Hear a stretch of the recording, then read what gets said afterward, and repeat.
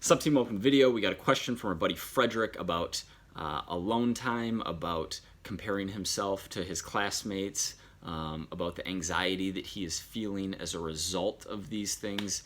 And so I'm going to read it to you, and then I'm going to do my best to help him out.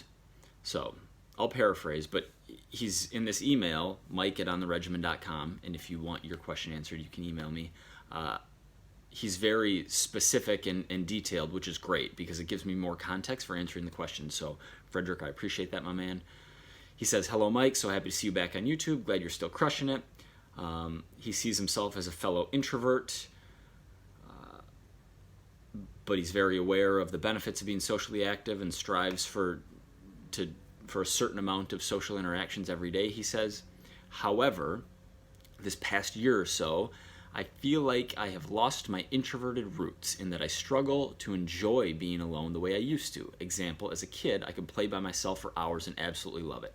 Now, however, I tend to get anxious when I'm alone. Partly because a part of me thinks it's a waste of time, and partly because my fear of missing out has gotten bigger. I think the bigger picture here is the world is moving so fast that I struggle to find value in alone time, although I know I really need it. So I guess my question to you, do you have any tips about how you can disconnect and relax more in your alone time and really just enjoy chilling from time to time, not worrying about what progress other people might be doing? Best regards, kind of stressed out, an impatient 19-year-old. Yes, I have some thoughts here. So there's a few things going on, it sounds like. One is that there's a difference between alone time and relaxation, obviously, because you can be relaxing or you can be being productive when you're alone. But when you talk about not being able to disconnect and relax and chill out when you're alone, put your phone in a drawer and go do something by yourself that doesn't involve scrolling on social media. That's my first piece of advice. And it's going to be hard if you need to give your phone to your roommate, if you need to do something so that you have alone time that isn't on your phone. That's what you need, because this comparison game that you're playing as a result of social media, the world isn't moving any faster. The world is what the world is, but it seems like the world is moving faster because the barrage of information that is coming at us is more plentiful and also more extreme than it's ever been. You're comparing yourself not only to, I'm sure, your other classmates and friends and maybe people you grew up with, whoever you follow on Snapchat and Instagram and TikTok and Facebook or whatever you're using. You're not only comparing yourself to them, but you're comparing yourself to the version of them that they want to be sharing, which is in most cases going to be a highlighted, sensationalized, overstated version of the life that they're actually living. So spending too much time consuming on social, and I don't have, if you're doing something intentional on your phone, that's amazing. But when you're scrolling out of boredom and comparing yourself to other people and feeling worse about yourself in consuming what they're doing, and as a result of that, you said it yourself, you're anxious, put the phone away and do something you love. Do something. You talk about not being able to play like you could as a kid. Play. Put your phone away and play. And whether that means go throw the ball around, if you want it to be alone time, doing something by yourself, cool. Go for a run, go for a workout, read a book, stretch, watch a movie, even long form, intentional consumption is different than the short bursts that come from scrolling. Do something that you genuinely enjoy doing. And if you don't know, again, put your phone away, sit on the edge of your bed or sit on the ground in your room by yourself and just sit there until you decide that you want to do something that isn't scrolling on your phone. Because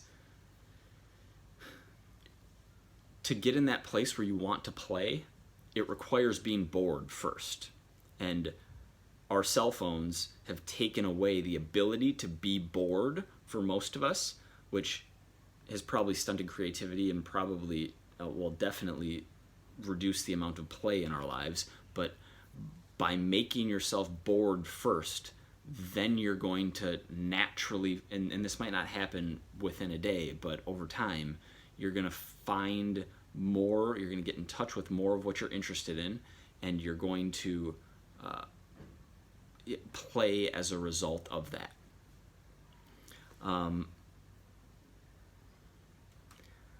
I wouldn't stress too much about the balance of being alone versus being with others. Like, it sounds like you're already consciously aware that you need both, and that's great. Continue to get both, and I would make a point of when you are being socially active with people who have somewhat, like, at least loosely, goals and values that are aligned with yours, that are somewhat into the same types of activities, and just kind, positive people, right? You're a student, so you're in an environment where it's one of the times when you have the access to the most people who you could make new friends with. And that's not to say making friends is easy, but you're in a position where you, whether it's joining a club or joining some kind of activity, a meetup group, an intramural sport. Like, I actually regret not joining some kind of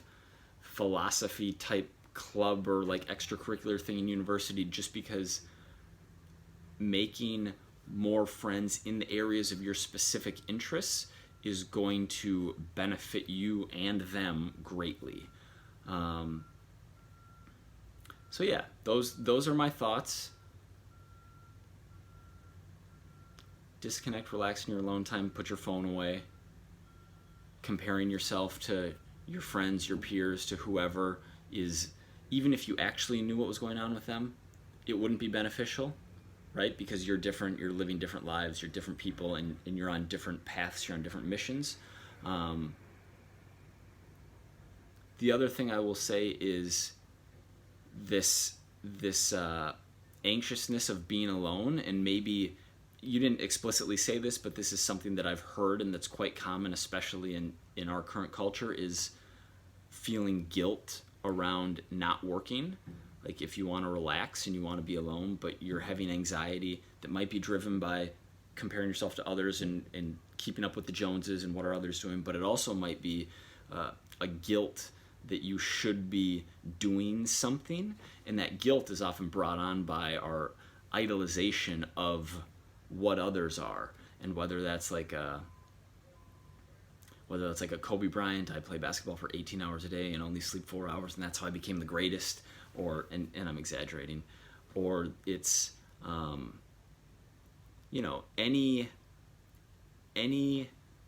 person you're pedestaling and holding as an example and trying to emulate, and working and not relaxing is part of their nature, and so you're trying to embody that. Realize that you can only be you, and I would rather you listen to your gut and try to listen to your own voice in your head, which can take some practice and some getting used to, but trying to do that, to figure out what you should be doing on a day-to-day and moment-by-moment basis, rather than just trying to copy or keep up with people in your social circle or people that you idolize. Hope that was helpful. If you have any questions, leave them below in the comments, or if you want me to answer your question, you can email me, mike@ontheregimen.com. Hope everyone has a great day. See you next week.